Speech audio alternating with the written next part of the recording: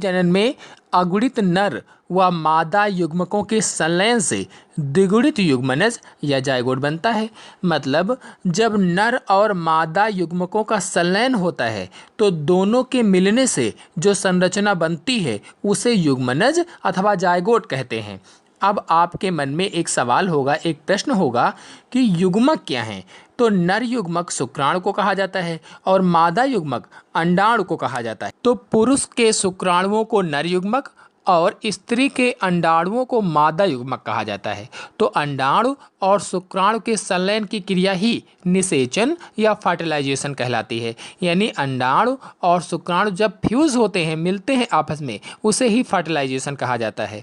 इससे बना युग्मनज द्विगुणित होता है। यानी जब अंडा और शुक्राणु आपस में मिल जाते हैं, फ्यूज होते हैं, तो जो संरचना बनती है वो द्विगुणित होती है। द्विगुणित युग्मनज उसे कहा जाता है या जायगोट कहा जाता है। बता दें कि मेरे चैनल में निषेचन अथवा फर्टिलाइजेशन पर फुल वीडियो अपलोडेड है, आप वहां से जाकर देख सकते हैं। लेकिन मैंने वहां पर पौधों में निषेचन कैसे होता है ये बताया था। यहाँ पर मनुष्य में निषेचन कैसे होता है इसके बारे में बता रहे हैं। तो आपको निषेचन क्या होता है अब समझ में आ गया होगा। यानी जब नर का शुक्राणु मादा के अंडाणु से संलयित होता है या स्त्री के अंडाणु से संलयित होता है तो उसे ही निषेचन कहा जाता है। और मनुष्य में निषेचन की क्रिया स्त्री के डिंब वाहिनी या फैलोपियन नलिका के ऊपरी भाग में होती है। जैसा कि आप चित्र में देख रहे हैं, स्त्री की ये वाली डिंब वाहिनी है या इसे ही फैलोपियन नलिका कहा जाता है। तो मनुष्य में निषेचन की क्रिया इसी स्त्री के डिंब वाहिनी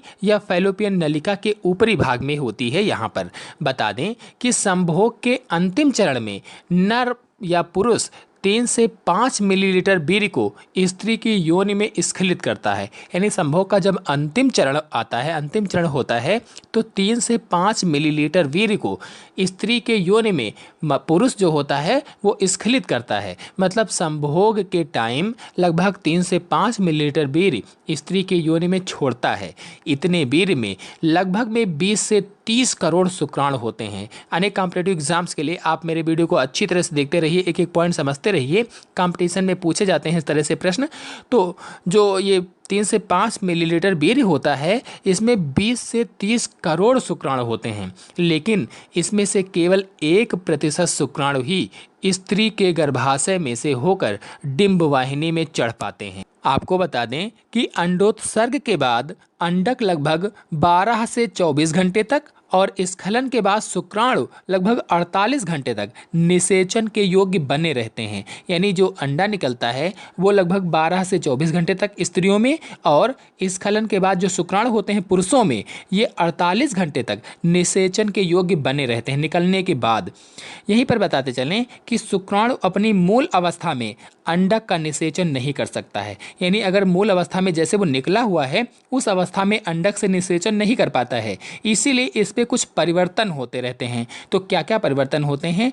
जो परिवर्तन होते हैं इन्हीं परिवर्तनों को संधारित्रा या कैपेसिटेशन कहा जाता है। तो इनमें से सीमेन में